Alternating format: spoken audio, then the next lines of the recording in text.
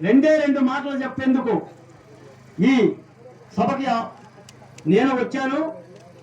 మన పద్మశ్రీ గారు ఆహ్వానిస్తే అమరావతి బహుజన జేఏసీగా శైలజానాథ్ గారు, తులసిరెడ్డి గారు ఈ మహిళమ్మ తల్లుల తరపున 339 రోజులు ఈ శిబిరాల్లో తిరుగుతున్న మా బహుజన కులాల నాయకుడిగా 32% భూములు ఇచ్చిన ఎస్సీ ఎస్టీ బీసీ మైనార్టీల తరపున మీకు ఒక మాట చెప్తున్నా. దిక్కు మొక్కు లేని జనం ఒక్కొక్కరు అగ్నికణం, సింహ కంఠనాదంతో వస్తారిక కాసుకోండి. కోట్ల గొంతులు ఒక్కసారి గర్జిస్తాయి. గద్దె నెక్కి కొనుకుతున్న 151 మంది ఎమ్మెల్యేలారా, 26 మంది మంత్రులారా, ఖబర్దారని అమరావతి రైతు శాసనం చేయబోతున్నాడు. రేపు 22, 23, 24 ఏ సందర్భంలో జరిగే రాజకీయ రణక్షేత్రంలో ఈ ఆకుపచ్చని కళ్ళు అజెండా ఈ రాష్ట్ర భవిష్యత్తుని నిర్దేశిస్తుంది. ఎంతని దుర్మార్గం అంటే, ఎంతని బాధాకరం అంటే, విభజింపబడ్డ ఈ రాష్ట్రంలో నువ్వు వేసిన పలక, నువ్వు తెచ్చిన నీరు, మీరు చెప్పారు వాటి యొక్క ఘన చరిత్రని నేను చెప్తున్నా. మా ముఖాన్ని మట్టి కొట్టి, మా నెత్తిని నీరు పోసి ఈ దేశపురాన్ని పార్లమెంట్ లో కొనుగుతాడా? మిత్రులారా, ఒక్క మాట అమరావతి రైతుల తరపున నేను చెప్తున్న మాట. ఈ రోజున నేను మాట్లాడటానికి మీరందరూ పెద్దలు ఉన్నారు, నాకు అవకాశం లేదు. తులసిరెడ్డి గారు చెప్పిన 150 పెట్టగదుల జగన్మోహన్ రెడ్డి గారి మీద చెప్తా.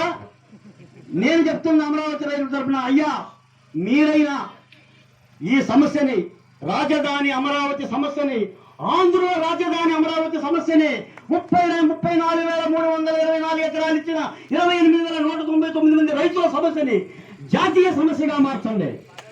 పార్లమెంటులో అమరావతి ఆకుపచ్చ నినాదం కనిపించేలా చేయండి.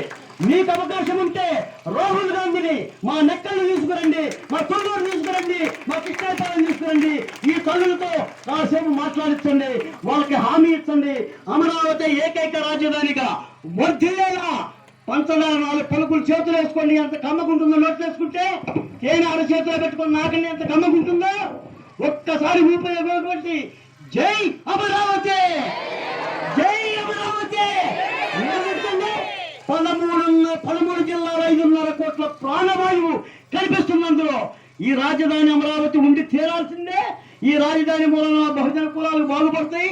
ఇంకా నేను మా మీద దాడుల గురించి చెప్పరా, మీకు శ్రీరాముల గారి గురించి చెప్పరా, మాస్క్ లేకపోతే సంపడం గురించి చెప్పరా, అబ్దుల్ సలాం గురించి చెప్పరా.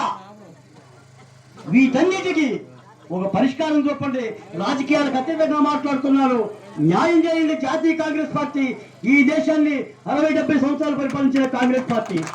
మీరు తెలుసుకుంటే మీ రాహుల్ గాంధీ గారు వస్తారు, న్యాయం జరుగుతుంది, యుద్ధం జరుగుతుంది తెలియజేస్తూ నాకు ఇచ్చే అవకాశానికి ధన్యవాదాలు తెలియజేస్తూ సెలవు తీసుకుంటాను.